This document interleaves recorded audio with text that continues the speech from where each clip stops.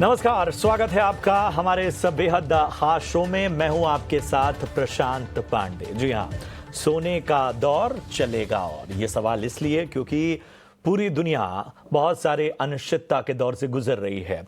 एक कॉन्फ्लिक्ट खत्म नहीं होता है, एक टकराव खत्म नहीं होता है कि अगले दौर में एक नए तरह का कॉन्फ्लिक्ट, एक नए तरह का टकराव सामने आ जाता है। जाहिर है हम बात अब ताज़ा इजराइल और ईरान संघर्ष की कर रहे हैं, और उन सब के बीच हम ये हमेशा जानते हैं कि जब भी दुनिया में उथल पुथल होती है, जब भी टकराव बढ़ता है, जब भी अनिश्चितता आती है, तो सेफ हेवन के तौर पर गोल्ड का जो दायरा है वो बढ़ने लगता है। और वही हुआ है। आप देखिए, मिडिल ईस्ट में तनाव के बाद सोने में एक जो रैली है वो एक बार फिर देखने को मिला। भाव एक बार फिर 1 लाख के पार पहुंचा, और इसका इम्पैक्ट साफ तौर पर हमने देखा। आप देखिए, इस ग्राफ के जरिए आप समझ पा रहे होंगे कि किस तरह से अगस्त 2024 में जो स्थिति थी सोने की, वहां से 68,000 के भाव से और अब 1 लाख के पार सोना। ये जो पूरी अपनी सफर, अपनी यात्रा की है सोने ने, उसने सोने में दिलचस्पी बढ़ा दी है। आखिर ये क्या रैली जारी रहेगी या कोई डिप आ सकता है,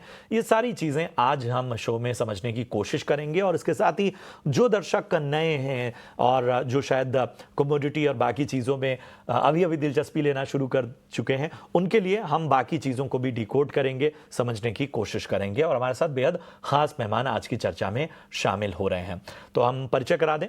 आज हमारे साथ इस वक्त कामाख्या ज्वेलर्स के मनोज कुमार झा साहब इस चर्चा में शामिल हो रहे हैं, और इसके साथ ही हमारे साथ AIJJF के सेक्रेटरी नितिन केडिया साहब भी हमारे साथ इस चर्चा में शामिल हो रहे हैं। आप दोनों का बहुत बहुत स्वागत। और जैसा मैंने केडिया साहब कहा कि दुनिया जब बेचैन होती है तो गोल्ड जो है वो अपना विस्तार करता है, और वो हर मौके पर प्रूफ होता आया है। ताज़ा स्थितियां जो हैं, जो कॉन्फ्लिक्ट है, उसमें जाहिर है एक देश भले बाहरी पड़ रहा हो, लेकिन दुनिया इसे टकराव, दुनिया इसे कॉन्फ्लिक्ट के तौर पर देखेगी। दुनिया भर के बाजारों पर असर पड़ता है, लेकिन गोल्ड अब यहां से आप किस तरह से देख रहे हैं? क्या आपको लगता है कि अगर ये टकराव खिंचता है और दुनिया में उथल पुथल इस तरह की जारी रहती है, तो आपको लगता है कि रैली जारी रहेगी या कोई डिप आ सकता है? बिल्कुल प्रशांत जी, बिल्कुल आपने एकदम ठीक कहा कि ये बाजार भी हर युद्ध में एक नया रंग दिखाता है, कभी सोने को बढ़ाता है और कभी चांदी में उम्मीद जगाता है। तो ये बिल्कुल रैली जो है वो जारी रहेगी, और मुझे लगता है कि अगले 10 से 15 दिन के अंदर जो है वो हम सोने में एक नया हाई बनते हुए देखेंगे। और ये जो 1 लाख का भाव अभी सोने ने क्रॉस किया है, ये तो बस एक शुरुआत है। तो अगर डिप मिलती है कोई भी 3360, 3380 के लेवल्स तक की, तो उस डिप्स में हमें गोल्ड को बाय करना चाहिए। और अगर कोई डीप डिप आती है 3340, 3335 तक, तो वहां पे हमें डेफिनेटली इसको और ऐड करना चाहिए। हम 3310 का एक स्टॉप लॉस लेके चल सकते हैं, और ऊपर में हम $3550 और $3600 तक आते हुए देखेंगे। क्योंकि इसराइल का अगर हम एक पैटर्न देखें, तो पिछले 2 साल से युद्ध कर रहा है, और वो बिल्कुल उस टाइप का युद्ध नहीं है कि जिसमें उसको कोई आके बता दे कि भाई साहब आपका सीज फायर हो गया और अब आपको युद्ध बंद कर देना। वो जब तक सामने वाले को खत्म नहीं कर देता है, तब तक उसका युद्ध चलता है। ईरान का जिस तरह से आज एक मैसेज आया है कि remember that we have not started this war, तो ये बिल्कुल दिखा रहा है कि ये युद्ध जो है वो थोड़ा लंबे समय तक चलने वाला है। और युद्ध अगर लंबे समय तक चलता है, तो अनसर्टेनिटी जो है वो बनी रहेगी, और हर अनसर्टेनिटी पे गोल्ड जो है वो लगभग $60 से $70 जो है हर एक चेंज ऑफ इवेंट के ऊपर अनफोल्ड करेगा, तेजी या मंदी के साइड में। मंदी की साइड में $40 बढ़ेगा, तो ये $60 से $70 जो है वो आपके तेजी की तरफ बढ़ेगा। तो इंडियन मार्केट्स में हम शायद अगले 20 से 25 दिन में 1,03,000 और 1,03,500 तक के लेवल्स जो है वो आते हुए देख सकते हैं प्रशांत जी। एक बार फिर से लेवल्स बताइए। 1,03,000। हाँ जी, 1,03,000 और 1,03,500 के लेवल्स तक आते हुए देख सकते हैं। ठीक है, ठीक है। मैं मनोज जी आपके पास आना चाहूंगा। केडिया साहब तो कह रहे हैं 1,03,000, 1,03,500 यहाँ तक के लेवल्स वो आने वाले वक्त में देख रहे हैं। आपकी क्या राय है? क्या आपको लग रहा है ये तेजी जारी रहेगी, या आपको लगता है कि थोड़ा करेक्शन हम देख पाएंगे आने वाले दिनों में? नमस्कार जी। देखिए, मेरा ऐसा सोच है कि अभी इस मौके पे कोई भी भाव देना, वो एक मेरे लिए क्रेडिबिलिटी लॉस की तरह है। क्योंकि जो भी बातें अभी पूरे वर्ल्ड में हो रही है, उसका प्रेडिक्शन कोई भी किसी ने भी नहीं किया था और कोई कर भी नहीं पाएगा। जैसा पहले हमारे आज इज़राइल और ईरान की बात चल रही है, 2 दिन पहले तक ट्रम्प की बात चल रही थी, उससे पहले टैरिफ वॉर की बात चल रही थी, उससे पहले डी-डॉलराइजेशन की बात चल रही थी। तो केवल अनिश्चितता ही अनिश्चितताएँ हैं और जिसके वजह से ये गोल्ड का भाव आपको बढ़ता हुआ नज़र आ रहा है। जबकि आज कल से और आज तक जो इतनी बड़ी न्यूज़ है इज़राइल और ईरान की, मैं इस बात को मानता हूँ, मुझे पर्सनली भी लगता है कि ये वॉर बहुत जल्द खत्म होता हुआ नज़र नहीं आ रहा है मुझे। लेकिन मार्केट ने उतना रिएक्शन नहीं दिया, जितना रिएक्शन लोग एक्सपेक्ट कर रहे थे। आज आप देखो, गोल्ड ने ऐसा नहीं कि ये इतना बड़ा न्यूज़ के बाद भी ये $3500 के आसपास चला गया। देखो, इज़राइल पिछले कुछ 2-3 सालों से बाकी सबसे से लड़ाई कर रहा है। आज इराक से किया, अब वो ये बोल रहा है कि जब तक उनके न्यूक्लियर साइट्स को न्यूट्रलाइज़ ना कर दे, तब तक वो वॉर चलता रहेगा। अब ये बात भी सबको मालूम है कि जो न्यूट्रलाइज़ करने का जो टेक्नीक है, जो टेक्नोलॉजी है, वो केवल यूएस के पास है। क्योंकि न्यूट्रलाइज़ जो होता है, पर्टिकुलर बंकर, केव्स होते हैं, उसके अंदर जाके वो न्यूक्लियर पावर का डेवलपमेंट होता है और यूएस ने साफ तौर से अभी कह दिया है कि मैं इस लड़ाई से दूर-दूर कहीं भी हमारा कोई संबंध नहीं है, मैं इसको कहीं सपोर्ट नहीं करने वाला। और 2 दिन पहले अगर आपने सुना होगा, तो उन्होंने मिडिल ईस्ट की कंट्रियों से अपने जो डिप्लोमैट्स हैं, उनके ऑफिशियल्स के जितने भी रिश्तेदार हैं, उनके फर्स्ट फैमिली हैं, उन सबको वापस यूएस बुलाने की सलाह दे दी थी। नो डाउट ये थोड़ा लड़ाई लंबा चलेगा, लेकिन मुझे लगता है कि मार्केट ने बहुत जल्द इसको डिस्काउंट कर दिया है। तो नो आपको नए पीक्स, जैसा कि हमारे दूसरे पैनलिस्ट ने कहा कि आपको नए पीक्स देखने को मिल सकता है। मैं भी इस बात को मानता हूँ कि आपको गोल्ड में नए हाईज़ देखने को मिल सकते हैं क्योंकि रोज़ नई-नई बातें आ रही हैं और इस वॉर में अभी और भी चीज़ें देखने को बाकी है। लेकिन मुझे ऐसा नहीं लगता कि यहाँ से कोई बहुत बड़ी तेज़ी है इस न्यूज़ के ऊपर। अब और कोई नया न्यूज़ आ जाए तो वो अलग बात है। ठीक है सर। दूसरी बात आती है जी। कि इसमें दूसरी कंट्रीज का भी इन्वॉल्वमेंट नहीं होना चाहिए। जैसा कि रशिया के वॉर में ईरान ने बहुत हेल्प किया था रशिया को, चाइना ने हेल्प किया था। तो वो सब कंट्रीज ना आ जाएं, ये सब आशंकाएं। इसका इम्पैक्ट ऑयल पे बहुत ज्यादा पड़ेगा। ऑयल पे पड़ेगा और जब ऑयल के दाम बढ़ेंगे और इस तरह की जब वॉर होती है ना, तो एक चीज सोने के लिए निगेटिव क्या है मैं बताता हूं। जब इस तरह की वॉर होती है, खासकर मिडिल ईस्ट में, तो उस समय लोग यूएस डॉलर वापस खरीदना शुरू करते हैं, यूएस ट्रेजरी वापस खरीदना शुरू करते हैं। और कल से आज तक में आपने देखा होगा कि बहुत ज्यादा वॉलेटिलिटी है यूएस डॉलर इंडेक्स में। तो ये एक थोड़ा सा स्लाइड जो है गोल्ड के लिए निगेटिव है, लेकिन यही कहते अगला हैं कि रीड 10-15 बिटवीन द दिन लाइंस, वो वाली बात है। शायद हमें कई और पहलुओं को भी एक फैक्टर के तौर पर देखना होगा। केडिया साहब, अगर मैं सालाना आधार पे बात करूं तो आपको इन स्थितियों के बावजूद, आपको अगर एक तमाम मॉडरेट रिस्क को भी इसमें जोड़ दें, तो आपको सालाना रिटर्न किस तरह की उम्मीद आम जो निवेशक है वो कर सकता है गोल्ड में? एक अनुमान अगर आप बता पाए। 0.25 के रिटर्न की बात कर रहे हैं? जी जी। देखिए, 2025 की मैं अगर बात करता हूँ तो मुझे लगता है कि ऑलरेडी हम 10 से 12% का रिटर्न देख चुके हैं और गोल्ड में जो मैक्सिमम पॉसिबल रिटर्न जो मुझे दिखता है, बिकॉज बीइंग अ कमोडिटी, ऐसा नहीं हो सकता है कि रिजर्व्स जो है वो खाली गोल्ड के फॉर्म में आए और ऑलरेडी ये कई सारी कंट्रीज के जो है वो यूरो को पीछे छोड़ के नंबर 2 रिजर्व्स में आ चुका है। पर मुझे लगता है कि 16% से लेकर 18% का रिटर्न जो है वो इस साल हमको गोल्ड कहीं ना कहीं दे के जाएगा एडिशनल। और तो उसमें मैं ये डॉलर टर्म्स में बात कर रहा हूँ। हो सकता है कि यूएसडी है ना थोड़ा अप्रिशिएट हो जाए तो इंडियन मार्केट में हमको 25 से 26% एब्सोल्यूट रिटर्न इस साल हमको देखने को मिले। प्रशांत जी। बिल्कुल, तो 25 से 26% का एब्सोल्यूट रिटर्न उम्मीद करते हुए केडिया जी इस साल गोल्ड के मार्केट में। चलिए, इन सब के बीच में अपने सहयोगी विश्वमोहन का जरा रुख करेंगे और ये जो तमाम चीज़ें चल रही हैं उसमें अलग अलग क्षेत्र में किस तरह की प्रतिक्रियाएं सामने आ रही हैं, किस तरह का माहौल है, इसको वो जानने निकले, ग्राउंड पर पहुंचे हुए हैं और इस वक्त पश्चिम बंगाल में हैं। तो विश्वमोहन, ज़रा बताएं वहाँ पर की स्थितियाँ क्या हैं, वहाँ किस तरह से देखा जा रहा है, क्या प्रतिक्रियाएं सामने आ रही? आज हम हैं वेस्ट बंगाल की ज्वेलरी मार्केट में, जहाँ पर देखते हैं कि यहाँ पर किस तरह का मूड है और यहाँ पर क्या रिस्पांस मिल रहा है ग्राहकों का। हमारे साथ कुछ स्टाफ भी है ज्वेलरी मार्केट से। सर, किस तरह का मूड अभी दिख रहा है ज्वेलरी मार्केट में? अभी तो थोड़ा कम ही कस्टमर आता है, लेकिन आता है, बढ़िया ही चलता है। तो ऊंचे भाव का कुछ असर हुआ है क्या डिमांड पे? ऊंचे भाव का डिमांड, हाँ, थोड़ा बहुत तो हुआ है। ओके। पल्लव जी, आप यहाँ पे स्टोर मैनेजर है, क्या लग रहा है किस तरह की डिमांड अभी दिख रही है? डिमांड तो रेट तो थोड़ा सभी हम लोग को मालूम है कि थोड़ा हाई जा रहा है। ऊंचे भाव से डिमांड कम है क्या? डिमांड कम है बोल के मतलब कस्टमर भी अब रियलाइज कर रहे हैं कि रेट तो अभी घटेगा नहीं।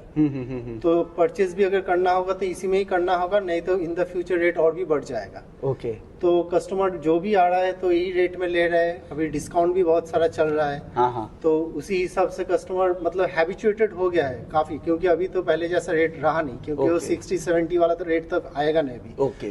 तो कस्टमर भी इसी रेट से हैबिचुएटेड हो रहे हैं दिन ब दिन। और फिलहाल जो अभी हम लोग का ऑफर चल रहा है, रिसेंटली आएगा रथ यात्रा में, तो उसी रेट के हिसाब से कस्टमर हैबिचुएटेड होके यही रेट में ले रहा है। लेकिन हाँ, थोड़ा प्लस माइनस चल तो रहा है। क्या ज्यादा खरीद रहे हैं? गोल्ड ज्वेलरी ज्यादा बिक रही है, डायमंड या चांदी की ज्वेलरी ज्यादा बंगाल में बिक रही है? हम लोगों का तो मेन हम लोग का गोल्ड और डायमंड में ही चलता है।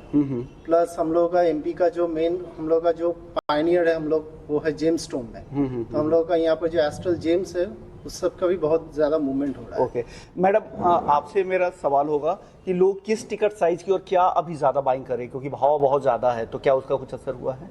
देखिए, मिनिमम जो है गिफ्ट पर्पस के लिए अंडर 20 में कुछ गिफ्ट आइटम ज़्यादा चल रहा है अभी। ओके। और डायमंड में फोकस है, क्योंकि डायमंड आपका 18 कैरेट में है और 20,000 या 25,000 के अंदर डायमंड भी बहुत अच्छा मिल रहा है। हम लोग के यहाँ कलेक्शन बहुत अच्छा है। ओके।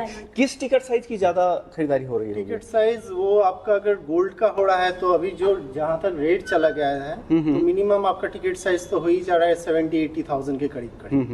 क्योंकि अगर कस्टमर अभी 10 ग्राम का भी कुछ सामान खरीद रहे हैं तो आपका तो 1 लाख के ऊपर भाव चला ही जा रहा है। ओके। तो ऊंचे भाव से आपको लग रहा है कि डिमांड कम हुई है? नहीं, मतलब उस तरह से नहीं, मतलब वो डिपेंड करता है कस्टमर के हिसाब से। अगर वो मान लीजिए आपका वो थोड़ा आपका बजट में अगर रिड्यूस हो रहा है, मतलब एक्सीड हो रहा है, तो कस्टमर क्या कर रहे हैं, एक तो ग्रामेज कम कर दे रहे हैं। मतलब जो जिसको 10 ग्राम खरीदना था वो अभी 7 या 8 ग्राम में सेटल कर रहे हैं, ताकि वो बजट में फिट हो जाए फिर। Okay, thank you sir. आज मैं वेस्ट बंगाल के ज्वेलरी मार्केट में हूँ, दुर्गापुर में। यहाँ पर ग्राहकों का क्या मूड है और सोने के ऊंचे भाव का क्या असर हो रहा है, यही जानने की कोशिश कर रहे हैं। सबसे पहले कुछ ग्राहकों से बात कर लेते हैं। सर, आज आप क्या खरीदने के लिए आए हैं? हम लोग आज आए हैं मंगलसूत्र। तो मैम, ऊंचे भाव से आपका बजट कम हुआ है क्या? लाइट वेट मंगलसूत्र पे आप लोग शिफ्ट हो गई हैं या अभी? नहीं, मैं हेवी पे चली गई हूँ। ओके। तो सर, क्या ऊंचे भाव से बजट पर कुछ असर हुआ है क्या? गोल्ड के ऊंचे भाव से बहुत असर हुआ है। बहुत असर हुआ है। ओके। मैम, ये किस तरह का रिस्पांस है? अभी ग्राहकों का रिस्पांस किस तरह का है? क्या, किसका रिस्पांस? ग्राहकों का रिस्पांस कैसा है? बिक्री कैसी हो रही है? ठीक ठाक है। फुटफॉल्स अच्छे हैं? हाँ, फुटफॉल अच्छा है। ओके। हमारे साथ पिंटू जी भी है, स्टोर मैनेजर, उनसे भी बात कर लेते हैं। पिंटू जी, फुटफॉल्स में कुछ कमी आई है क्या? फुटफॉल्स जो कस्टमर अभी आ रहा है हम लोग के पास, जो हम लोग का बाइंग हम लोग का दुर्गापुर का कस्टमर आ रहा है, तो बजट के लिए कोई कस्टमर बोल रहा है बजट ज़्यादा हो गया, बजट के चलते मैंने प्रोडक्ट का मेकिंग चार्ज भी हाई हो गया, ये तो हम लोग का परसेंटेज के हिसाब से है। तो कस्टमर किंतु बाइंग कर रहा है। जैसे अभी आप देखे, कस्टमर बजट जो लेके आए थे, जो ग्राम बजट लेके आए थे, तो उससे ज़्यादा ही ले रहा है। किंतु कस्टमर जेहेतु बजट ज़्यादा हो रहा है तो कस्टमर को अमाउंट ज़्यादा पे करना पड़ रहा है। तो ग्रामेज कम हो गए हैं ऐसा कहा जा रहा है कि? थोड़ा तो इफेक्ट हुआ, मार्केट में हुआ, कस्टमर लोग आ रहा है। तो क्या ज्यादा खरीद रहे हैं, गोल्ड, सिल्वर या डायमंड की? ना, हम लोग का तो जैसे अभी प्लाटिनम सेल बहुत अच्छा हो रहा है, तो हाँ, प्लाटिनम को जैसे गोल्ड से रेट कम है तो प्लाटिनम का सेल अच्छा है। गोल्ड का भी हम लोग का सेल है। चांदी के दाम भी काफी तेजी से बढ़े। हाँ, चांदी का अच्छी हो रही है। चांदी के पहले से तो अभी ज़्यादा हो रहा है, जेहेतु हम लोग का चांदी पूरा हॉलमार्क चांदी हम लोग देते हैं, तो सेल हम लोग का कस्टमर है। एवर हम लोग ज़्यादा से ज़्यादा अभी कन्वर्ट कर पा रहे हैं, रेट के चलते प्लाटिनम भी ले रहे हैं, कोई डायमंड में कन्वर्ट हो रहा है क्योंकि डायमंड में गोल्ड कम रहता है। गोल्ड, सिल्वर या प्लैटिनम या डायमंड क्या ज्यादा बिक रहे हैं? हम लोग का तो मेन बेस तो गोल्ड ही है, तो ये लो धातु हम लोग का ज़्यादा यहाँ प्रेफर करता है। ओके, तो इनका रेट के लिए कस्टमर जैसे कल से आज काफ़ी ऊंचा हो रहा है, अभी कभी रेट भी घट जा रहा है, तो कस्टमर थोड़ा ऑफेंडेड हो जा रहा है कि आज हम परचेज करें ना कल परचेज करें। ओके, मतलब वो कंफ्यूज है कि इस भाव पे खरीदना चाहिए नहीं, तो गोल्ड से शिफ्ट होकर प्लैटिनम, डायमंड और साथ ही साथ सिल्वर की तरफ भी ग्राहक आ रहे हैं, लेकिन अभी भी खरीदारी हो रही है। लोगों ने ग्रामेज में वो थोड़ी कमी जरूर कर दी है ऊंचे भाव की वजह से, लेकिन डिमांड अभी भी बरकरार है क्योंकि गोल्ड को लेकर जो अट्रैक्शन है वो साफ तौर से दिख रहा है और ये बंगाल के मार्केट में साफ नजर भी आ रहा है। कंपनी हम लोग का अभी 15 तारीख को फादर्स डे है, तो रेट प्रोटेक्शन के लिए कंपनी क्या किया, एक तो ह्यूज डिस्काउंट भी दे रहा है। ओके, जैसे आप अप टू पर ग्राम क्या 5 ये जो डिस्काउंट है मेकिंग चार्ज में है या? मेकिंग चार्ज पर gram making charge up to 500 rupees discount दे रहा है। ओके, अभी 11 तारीख से आपका 11 जून से 15 जून तक कंपनी ऑफर दे रहा है, क्योंकि जेहेतु रेट बहुत ज़्यादा हो जा रहा है, तो क्योंकि रेट का कुछ माइलेज मिले कस्टमर को, तो रेट प्रोटेक्शन के लिए पर ग्राम में 500 रुपया डिस्काउंट दे रहे हैं, 500। Thank you sir. हाँ, वेलकम। सर, चांदी की बिक्री काफी तेजी से बढ़ी है, क्या भाव भी बढ़े हैं तो इसके साथ बिक्री भी बढ़ रही है या अभी भी लोगों का ध्यान गोल्ड पर ज्यादा है? नहीं है, लेकिन सर गोल्ड का साथ साथ चांदी की भी बढ़ रहा है। क्योंकि हर प्रोडक्ट में चांदी की अभी यूज बढ़ रहा है, क्योंकि वैल्यू पहले से ज्यादा हो गया है। हाँ। लेकिन बंगाल में लोग पसंद ज्यादा क्या करते हैं, गोल्ड, सिल्वर? एक्चुअली चांदी का पैल और चांदी का कड़ा जो एस्ट्रोलॉजी के हिसाब से जो पहन रहे हैं, और थाला बाटी ग्लास जो तो अनुष्ठान तो है ही, तो उस हिसाब से तो उसका बिक्री है ही, लेकिन गोल्ड का तो सबसे ज्यादा है। Thank you sir. चलिए, तो ये ग्राउंड रिपोर्ट है और इससे आपको समझ में आया होगा किस तरह से हमारे विश्व मोहन हमारे सहयोगी पश्चिम बंगाल के दुर्गापुर पहुंचे और वहां पर गोल्ड को लेकर, सिल्वर को लेकर क्या मिजाज है, मार्केट का क्या हाल है, जूलर्स किस तरह के ट्रेंड्स को फिलहाल देख रहे हैं, किस तरह की बिक्री और खरीद का ट्रेंड इस वक्त नजर आ रहा है, इन सारी बातों को उन्होंने ग्राउंड रिपोर्ट के जरिए आपके सामने रखा। यहाँ रुकेंगे एक छोटे से ब्रेक के लिए, और भी पहलू हैं इस शो के, आप बने रहिए हमारे साथ। स्वागत है आपका ब्रेक के बाद, और लगातार इस खास शो में हम अलग अलग पहलू आपके सामने रख रहे हैं। और आपसे थोड़ी देर पहले मेरे सहयोगी विश्व मोहन ने आपको ग्राउंड रिपोर्ट दिखाई दुर्गापुर पश्चिम बंगाल से, तो मैं उन्हीं की बात वहाँ पर, मतलब चूंकि स्टोर जो मालिक थे और बाकी लोग थे वो सिल्वर और डायमंड को लेकर बड़े बुलिश नज़र आ रहे थे और वो कह रहे थे कि एक ट्रेंड जो है वो पॉजिटिव नज़र आया है। तो नितिन जी और मनोज जी, मैं बारी बारी से आप दोनों के पास आऊँगा। सबसे पहले मनोज जी, मैं आपके पास आना चाहूँगा। सिल्वर में दिलचस्पी की वजह हाल फिलहाल क्या रही है? क्योंकि मैंने शुरू में कहा था कि बहुत सारे दर्शक ऐसे होंगे जिन्होंने नई नई दिलचस्पी ली है कमोडिटी मार्केट में, तो उनकी जानकारी के लिए बताएं कि आखिर सिल्वर आकर्षक क्यों हुआ है हाल फिलहाल? देखिए, सिल्वर आकर्षक होने के रीजन बहुत हैं, और सिल्वर ने क्यों नई छलांग नहीं लगाई थी वो आश्चर्य लग रहा था, वो अभी लगाई है। इसको और भी ऊपर जाना चाहिए और आगे और भी ऊपर जाएगा। उसके रीजंस हैं, सिल्वर का जितना प्रोडक्शन है उससे ज्यादा डिमांड है। इंडस्ट्रियल डिमांड अमेजिंग पूरे वर्ल्ड वाइड बहुत ज्यादा बढ़ गया है। आप कहीं भी देखिए, सेमीकंडक्टर हो या कितने भी चीजों में। दूसरी बात, जितने आर्टिफैक्ट्स हैं, लोग पहले उतना सिल्वर आर्टिफैक्ट्स यूज नहीं करते थे किसी भी country, not even India. Maximum जहां भी सिल्वर गोल्ड का यूज होता है सब कंट्री में आप देखेंगे, चाइना हो, इंडिया हो, और भी जितने यूएस हो, तो आर्टिफैक्ट्स की भी यूजेस जो है ना वो मल्टीपल फोल्ड बढ़ गई है। इंडस्ट्रियल यूजेस मल्टीपल फोल्ड बढ़ गई है, और भी जितनी चीजें आ रही है उसमें मल्टीपल, और जो सप्लाई है वो कोई बहुत ज्यादा नहीं बढ़ा है। गोल्ड के केस में सप्लाई ज्यादा है और डिमांड कम है, फिर भी गोल्ड का रेट आप ऊपर देख रहे हैं। यहां तो सप्लाई भी कम है और डिमांड भी ज्यादा है, तो सिल्वर में आपको नई तेजी और देखेगी। और मुझे लगता है कि एक बार जब गोल्ड कभी नरम होगा तो चांदी भले थोड़ा नरम हो, लेकिन आपको लॉन्ग टर्म में या 1-1.5 साल में चांदी 1,30,000 1,35,000 तक देखने को मिल सकता है। मैं चांदी का व्यापारी नहीं हूं, मैं डायमंड और गोल्ड का व्यापारी हूं, लेकिन मैं आपको चांदी के बारे में ये अच्छे से बता सकता हूं। और पिछले 2 साल से मैं एडवोकेट कर रहा हूं सभी चैनल्स पे कि आप चांदी में इन्वेस्ट करें, आपको चांदी में सबसे बेस्ट रिजल्ट मिलेगा अगले कुछ सालों में। ठीक है, चांदी में इन्वेस्ट कीजिए। मनोज जी की राय में बहुत शानदार रिटर्न मिलने वाले हैं। केडिया साहब, आपकी राय क्या है? आपने तो अपने ओपनिंग रिमार्क में ही चांदी के दम के बारे में बता दिया था, हमें फटाफट से, समय कम है, लेवल जरा बता दीजिए, आप कौन से टारगेट्स देख रहे हैं? प्रधान जी, आपके चैनल पे ही जो है लास्ट वीक हमने टारगेट दिया हुआ है कि अगले 35 to 40 ट्रेडिंग सेशंस में सिल्वर 1,25,000 से 1,30,000 के बीच में मिल जाएगी, क्योंकि मैग्नेट की जो शॉर्ट सप्लाई शुरू हुई है रेयर अर्थ मेटल की वजह से, तो ईवीज के जितने भी मैन्युफैक्चरर है they have started looking towards the development of induction motor. तो इंडक्शन मोटर की वजह से जो कॉपर और सिल्वर दोनों का डिमांड बहुत तेजी से बढ़ेगा, और इसी डिमांड की वजह से मुझे लग रहा है कि अगले 35 से 40 दिन के अंदर जो है, ट्रेडिंग डेज की बात कर रहा हूं मैं, इन ट्रेडिंग डेज में हम 1,25,000 और 1,30,000 के आसपास हम सिल्वर को आते हुए देख सकेंगे। और प्रशांत जी, एक बड़ी दिलचस्प बात आपको बता देता हूं, आप अपने रिकॉर्ड्स में चेक कर लीजिएगा कि विश्व मोहन जी जब भी हेडक्वार्टर से बाहर कोई भी एरिया कवर करने जाते हैं तो उसी समय पे गोल्ड का एक नया लाइफ टाइम हाई लगता है। चलिए, तो ये एक अलग दिलचस्प फैक्ट बता दिया है। और विश्वमोहन सर जब भी ग्राउंड पे पहुंचते हैं, जब भी स्टूडियो के दायरे से बाहर निकलते हैं, तो गोल्ड भी अपना दायरा तोड़ता है, गोल्ड भी अपनी छलांग लगाता है और कमोडिटी मार्केट में एक अलग तरह की हलचल नजर आती है। बड़ी अच्छी चर्चा रही और शुक्रिया करेंगे केडिया साहब। इसके साथ ही मनोज जी, आपका भी बहुत बहुत धन्यवाद। और इस तरह की स्पेशल शोज में हम आगे भी आपको आमंत्रित करते रहेंगे। अपना कीमती समय आप दोनों ने निकाला, तमाम ग्रेट इनसाइट्स दिए, लेवल्स बताए, सभी के काम आएंगे। उनका बहुत बहुत धन्यवाद इस चर्चा में अपना समय देने के लिए।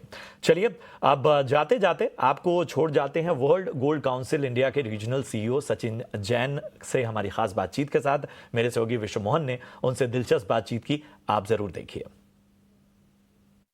पिछले कुछ सालों से गोल्ड की रैली सबको अट्रैक्ट कर रही है और इस रैली के पीछे हम वजह भी सारे जानते हैं, लेकिन इसके पीछे जो वर्ल्ड गोल्ड काउंसिल की जो रिपोर्ट है हम लगातार देखते रहते हैं, आपके लिए लगातार नए नए डेटा आते रहते हैं। तो इस बार हमारे साथ वर्ल्ड गोल्ड काउंसिल के सीईओ, इंडिया के सीईओ सचिन जैन साहब मौजूद है। बहुत बहुत शुक्रिया सर। सर, मैं एक एक करके एक सेगमेंट के बारे में बात करूंगा। सबसे पहले गोल्ड ईटीएफ से शुरुआत करते हैं, क्योंकि एक इन्वेस्टमेंट के लिए बहुत बढ़िया टूल हो चुका है। कई सारे रिटेल इन्वेस्टर्स, खास करके मेट्रो सिटीज़ में और बियॉन्ड 30 सिटीज़ में भी काफ़ी इन्वेस्टमेंट आ रहा है। क्या लग रहा है किस तरह के ट्रेंड देखने को मिल रहे हैं ग्लोबली, क्योंकि जो रिसेंट डेटा आए हैं यूरोप वगैरह के वो काफ़ी इंकरेजिंग नहीं है। क्या वो उसे ट्रेंड समझे या बस एक महीने का सेल ऑफ है? विश्व जी, पहले मैं बोलना चाहूँगा कि पहले भारत के ज़रिए से देखना चाहिए। तो अगर आप देखें 2024 1 जनवरी को जो AUM था वो करीब 40 टन था। 1 जनवरी 2025 को करीब 56 टन था और आज देखें तो करीब 10 टन की बढ़ोतरी हो चुकी है। और हमारा सोचना ये है कि 2025 और ये जो एक फेज़ चल रहा है जिसमें डिजिटाइजेशन, यंगर जनरेशन इन्वेस्ट कर रही है, मुझे लगता है ETF एक बहुत अच्छा प्रोडक्ट है, रेगुलेटेड है और इसकी अवेयरनेस इतनी लो है कि एक फाइनेंशियल कम्युनिटी में इसमें बारे में बात होती है, लेकिन एक आप इन्वेस्टर ऑन द स्ट्रीट को बोले कि ऐसा इंस्ट्रूमेंट जो 100% फिजिकली बैक्ड बाय गोल्ड है, तो वो अवेयरनेस लो है। हमारा सोचना ये है कि इस फेज़ में अवेयरनेस बढ़ेगी और ये प्रोडक्ट काफ़ी ग्रो करेगा। India will be the leading player of ETF in the coming time. Okay, यानी आपको लग रहा है कि ये ट्रेंड जारी रहेगा, खास करके अगर हिंदुस्तान के लिहाज से बात करें तो, क्योंकि यहाँ पे ना तो आपको स्टोरेज कॉस्ट की चिंता है, ना आपको GST देना है, ना मेकिंग देना है, और उसके बाद 100% सेफ है और रेगुलेटेड प्रोडक्ट है। सर, अब बात करते हैं इन्वेस्टमेंट डिमांड की, बाकी इन्वेस्टमेंट प्रोडक्ट्स वगैरह को लेके, और किस तरह का रुझान है लोगों का ओवरऑल हिंदुस्तान के अंदर में गोल्ड डिमांड में। एक तो फिजिकल बार्स एंड कॉइन्स है जिसमें हमने करीब 67% की ग्रोथ देखी है पिछले साल में, और पहले क्वार्टर में भी, बिकॉज गोल्ड का परफॉर्मेंस ऐसा रहा है तो हमने बहुत अच्छा ग्रोथ देखा है। लेकिन इवन जो अदर प्रोडक्ट्स हैं जैसे डिजिटल गोल्ड है, इसमें काफ़ी काम चल रहा है जिससे ये इसको रेगुलराइज हो जाएँ या अंडर रेगुलेशन आ जाएँ। और मुझे लगता है वंस वो अगर ये हो जाएगा तो एक सिंपल इन्वेस्टमेंट, चाहे 100 रुपये पर डे, 1000 रुपये पर डे, जो भी कस्टमर करना चाहेगा उसे मुझे लगता है काफ़ी बढ़ोतरी आनी चाहिए।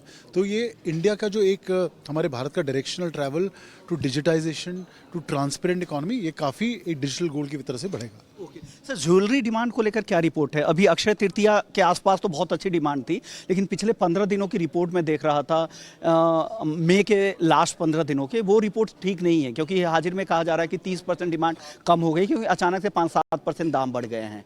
क्या फिर से लोगों को भरोसा नहीं हो रहा है उस भाव पर, वेट कर रहे हैं नीचे आने का? मेरा सोचना ये है कि भारत की जो आज की डेट में अगर आप देखें तो भारत ने चाइना को ओवरटेक कर लिया है jewellery demand. We are the number 1 jewellery market in the world. और मेरा सोचना ये है कि जिस तरह इकोनॉमिक चेंज आ रहा है इंडिया में, एक pure share income in the hands of consumer बढ़ता जा रहा है, और इससे एक कंज्यूमर की लॉन्ग टर्म डिमांड ज्वेलरी की बढ़ेगी।